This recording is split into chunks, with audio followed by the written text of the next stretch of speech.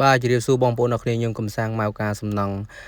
ថ្ងៃនេះខ្ញុំចង់ណែនាំបងប្អូនអរគ្នាទៅមើលម៉ូដក្រពើហាខ្ញុំមួយដែលខ្ញុំកសាងនៅខាងខេត្តព្រៃវែងណាបងប្អូនអរគ្នាជាផ្ទះក្រពើហាដែលផ្ទះនេះគឺ6x9ដែលនៅក្នុងផ្ទះគឺបានបន្ទប់គេង2បន្ទប់ទឹក1តែអត់មានផ្ទះបាយទេបងប្អូនអរគ្នាដោយសារយើងដកតម្លៃផ្ទះបាយហើយ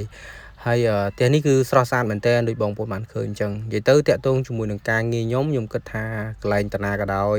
ហើយយើងប្រឹកព្រៀងទៅព្រោះទីផ្សារបច្ចុប្បន្ននេះបើសិនយើងធ្វើស្ទើរគេក៏មិនយកយើងដែរអញ្ចឹងបានការងារមួយយើងចិត្តតែខិតខំប្រឹងប្រែងហើយបងប្អូនខ្លះក៏ផ្ចាញ់ផ្ចាលគ្នាទៅតាមនឹងសម្រាប់ខ្ញុំគិតថា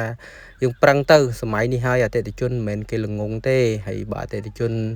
ណាដែលមិនចេះអាហ្នឹងគេបោកតាមតាណាទៅសំខាន់យើងមើលសាច់ដៃការងារទុកចិត្តក្រុមជាងមួយអញ្ចឹងណាបងប្អូនអរគ្នាហើយតាក់ទងជាមួយនឹងសំណង់នៅក្នុងប្រទេសកម្ពុជាយើងឃើញថាបានស្អាតច្រើនដោយសារតែមានការប្រកួតប្រជែងគ្នាបងប្អូនអរគ្នា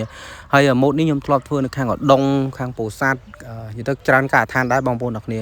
អញ្ចឹងដូចបងប្អូនបានឃើញអញ្ចឹងសាច់ការងារយើងតែមួយស្អាតជូនអតិថិជនមកល្មមក្នុងការរស់នៅអរគុណបងប្អូន